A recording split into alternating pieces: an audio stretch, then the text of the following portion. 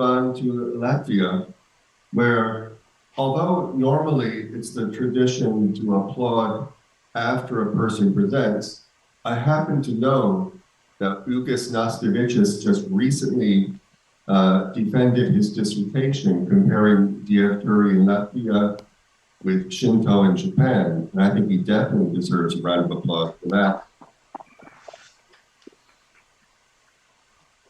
And now that I've sufficiently embarrassed you, Uģis, please proceed with your talk on religious persecution of Dievturi in Latvia. Thank you. Are you able to see the screen?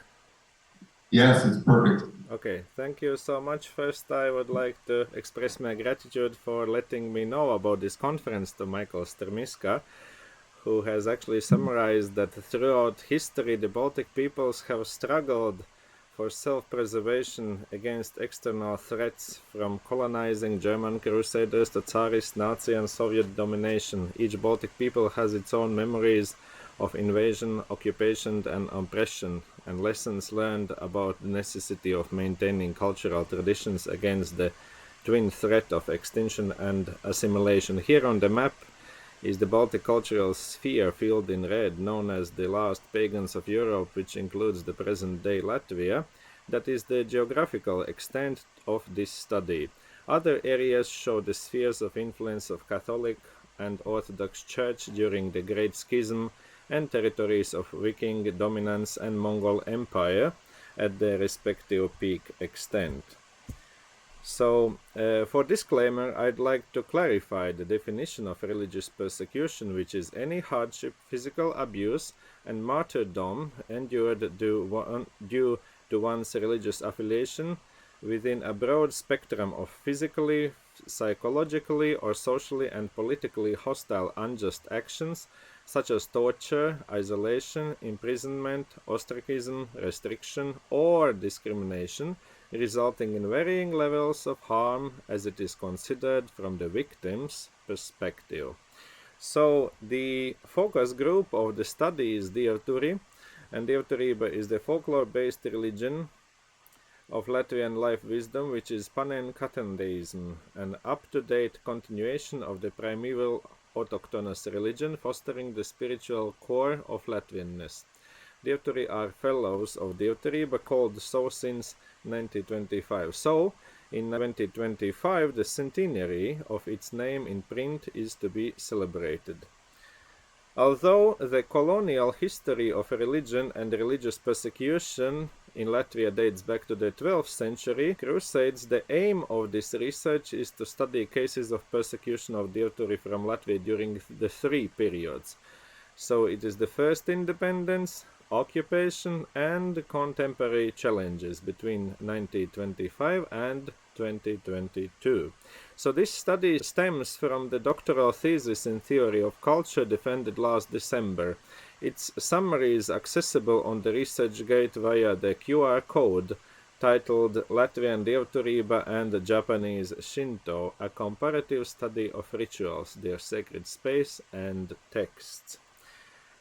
Once upon the initial registration of the first Dievturi kindred, the first case of religious persecution took place when the application by Ernests Brastinš and Kārlis Bregžis, who co-authored the first book on Dievturi, met the resistance from the Faculty of Theology of the University of Latvia in its adjudgment on May 18, 1926, written by Dean Kārlis Kundziņš and Secretary Valdemārs Maldonis on the right side of the screen, stating that the aforementioned brochure is hardly comprehensible both in terms of language and contents. Therefore, the appeal for registration is to be rejected.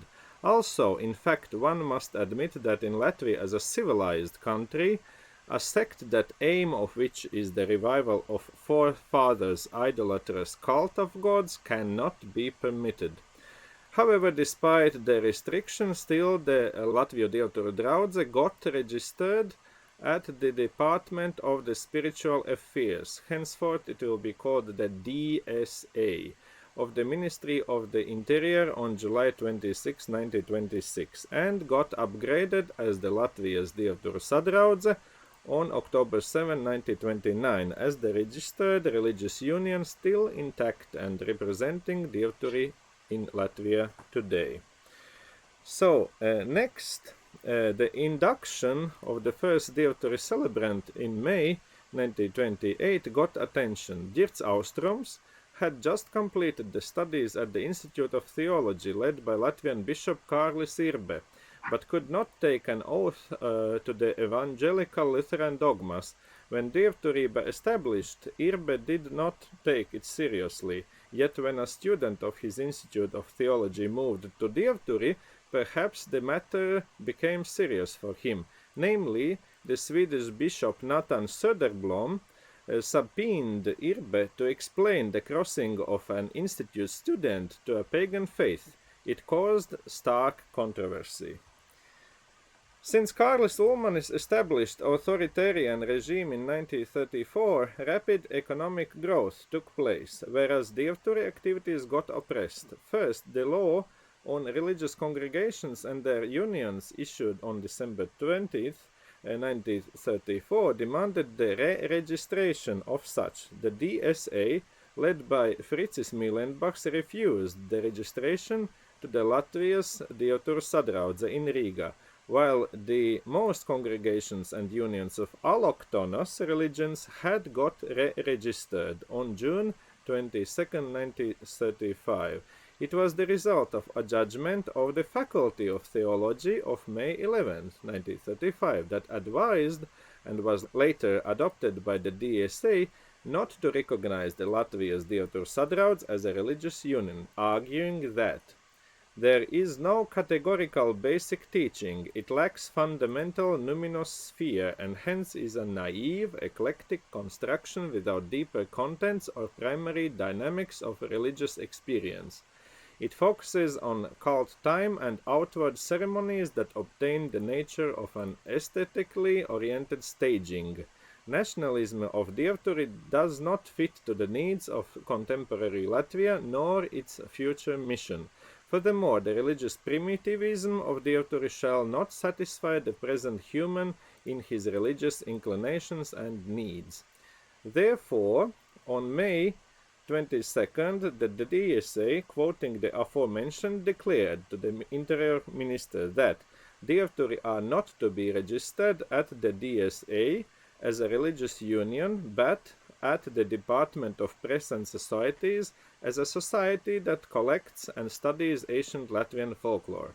Because of this, Dievturi status was forcibly downgraded to a secular organization. Moreover, on December 5, 1935, the DSA declared it objects that the Latviju Dievturu Biedrība, as a secular organization, has also incorporated the religious topics in its program Course of Ancestral Virtues. As far as the secular part of the program, the DSA has no objections. Meanwhile, on August 12, the DSA declared, as the Vidvudu Draudze of the Latvias Dievturu Sadraudze has not registered according to the law on religious congregations and their unions, nor has it registered at the district court, it is terminable by liquidation. Moreover, in October 1936 and 1937, the DSA reiterated that it objects that patriotic cultural performances by the secular society Dievturu Sadraudze are called sacred mornings, as the term contains a specific religious content and hence appropriates religious nature to a secular society, thus causing misunderstanding.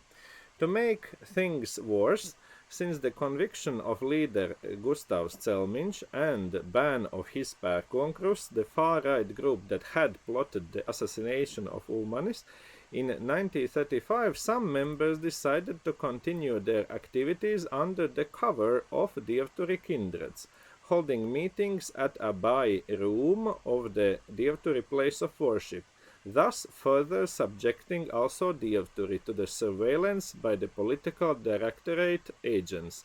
In fact, some Dievturi had also joined pērkonkrust after May 1935, when the authoritarian regime began and became restrictive towards Dievturība itself.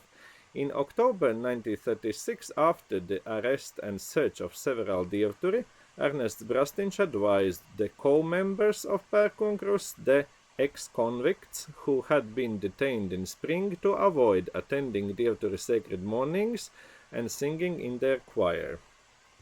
Next, the adoption of civil law in 1938 established the discrimination of Dievturi religious freedom of being married by their celebrant with legal consequences, as is the case of ministers of allochthonous religions, so those who are from foreign origin.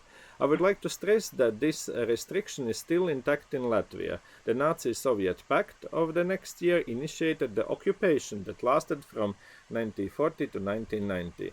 The half-century-long Soviet occupation resulted in a large Dievturi exile community abroad, while stark oppression and all-embracing censorship of Dievturi took place throughout the period of Soviet Latvia. Here is a fraction of Dievturi authors and Dievturi supporting authors which works were prohibited. Interestingly, some of them had been banned also during 4-year interim period of Nazi occupation. Moreover, 24 Dievturi martyrs massacred by communists still rest in unknown place. Please see the cenotaph erected in 2001 in Rainist Cemetery. Let me provide 3 examples of Dievturi victims of Soviet persecution. So the first, one of the organizers of Dievturiba, artist, folklore and Hilford scholar Ernest Brastinš, got arrested on July 6, 1940, sentenced to 8 years in prison on May 24, 1941, subject to Article 58.4 of Soviet Russia Penal Code, which is for any kind of help to international bourgeoisie, which, not recognizing the equality of communist political system, strives to overthrow it. He was executed by shooting on January 28, 1942 in Astrakhan without a trial, rehabilitated on February 12, 2009. Second, poet Gunnars Freimanis got sentenced to 10 years in prison in Kolyma and Yakutia for anti-Soviet propaganda, sentenced to 5 years in Mordovia for composing anti-Soviet poems, sentenced to 4 years for anti-Soviet activity, poem and prose composition. I would like to stress that he spent 17 of 66 years of his life in Soviet reformative work camps. And third, independence activist Ints Cālītis was sentenced to 25 years in prison in Kolyma and Sevostoļag, sentenced to 6 years in Mordovia for anti-Soviet agitation, then sentenced to 6 more years, thus spending 17 years of his life in Soviet gulags. The arrest in 1983 was a part of a crackdown on Dievturi, but the Soviet authorities viewed the interest in folklore and ancient traditions as a cloak for nationalist and anti-Soviet sympathies, and accused of Nazi activities similarly to the stance propagated by irredentist Russian media towards Ukraine and other its neighboring countries today. So, to summarize the Soviet period, historian Munti Sauns concludes that in the absence of the possibility of forming an organizational structure during the occupation in Latvia, nevertheless Dievturiba existed as a network of people close to Dievturi or the spirit of Dievturiba. As soon as the opportunity arose, the Dievturu Sadraudze resumed its activities, so the connection between 1940 and 1988 had not been broken. In 1989, the periodical Dievturu Vēstnesis resumed publishing and distributing as a samizdat, so underground publishing, as soon after the Latvia's Dievturu Sadraudze resurfaced by re-registration on April 18, 1990, receiving the renewed certificate on March 28, 1991. So this leads us to the third period developed since 1991. In the first decade, the Dievturi, being determined for the restoration of independence, they got opportunities to represent their contents in traditional culture and education. However, soon the circumstances changed as the radio program Dieva Padoms, aired for 4 years on the state media, met its abrupt closure in 1998.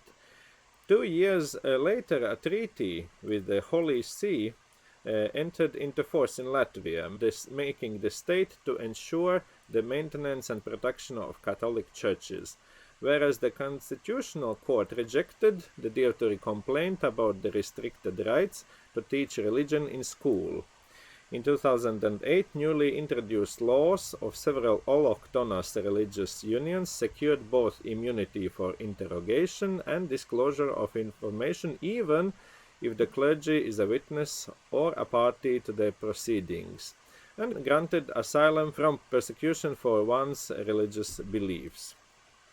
Interesting case happened on December solstice in 2009, when a Christian congregation, New Generation or Jaunā paudze in Latvian, in Riga gathering about 100 people led by preacher Alexei Ledyayev, destroyed so-called books connected with occultism, magic and witchcraft, which were actually folk epic large places, collections of folk songs, folk tales, the Mārtiņa dziesmu grāmata containing the Latviju dainas, which are the sacred scriptures of Dievturi, and works of Dievturi composers such as Jānis Norvilis, Raimonds Pauls, Jēkabs Graubiņš, and others. The event was promoted on the Evangelical Lutheran Church of Latvia website, and unexpected pamphlets distributed to mailboxes.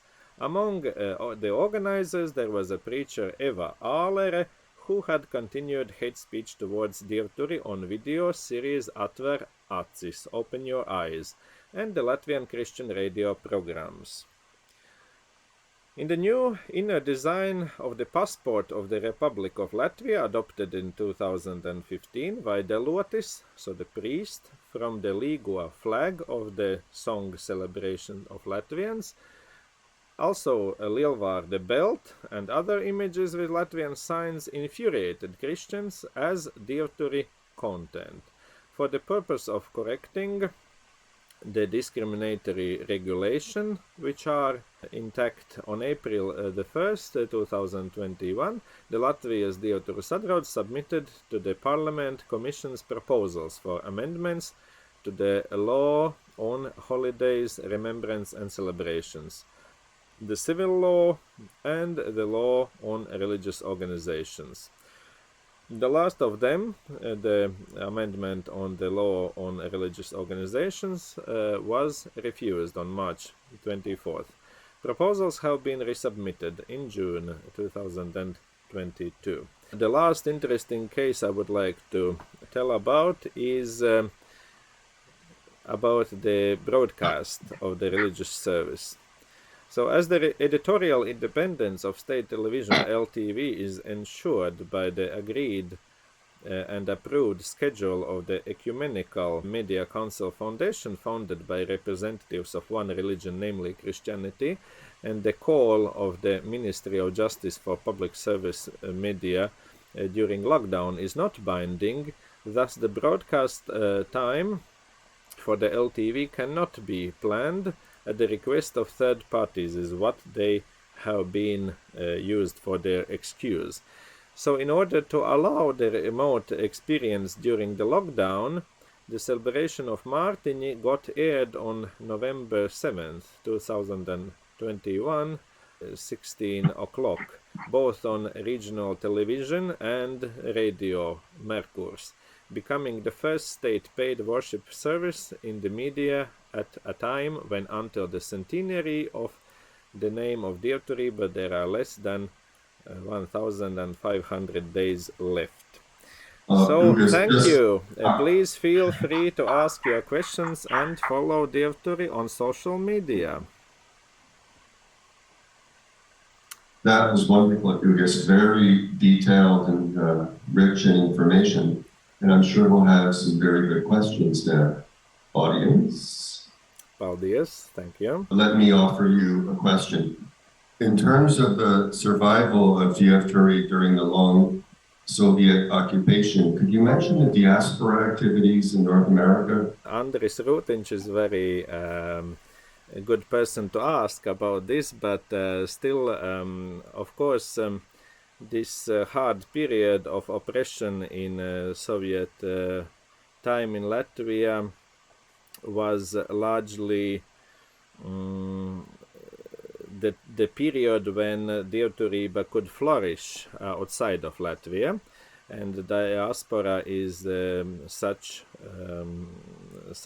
example, a good example where that could happen.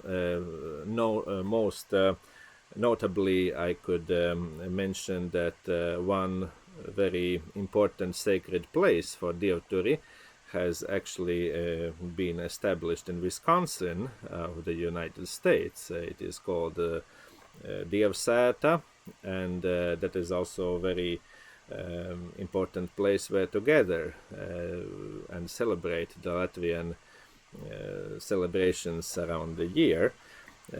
So if somebody is in the United States, I think that it is a good way how to get to learn Latvian traditions and also Dievturi.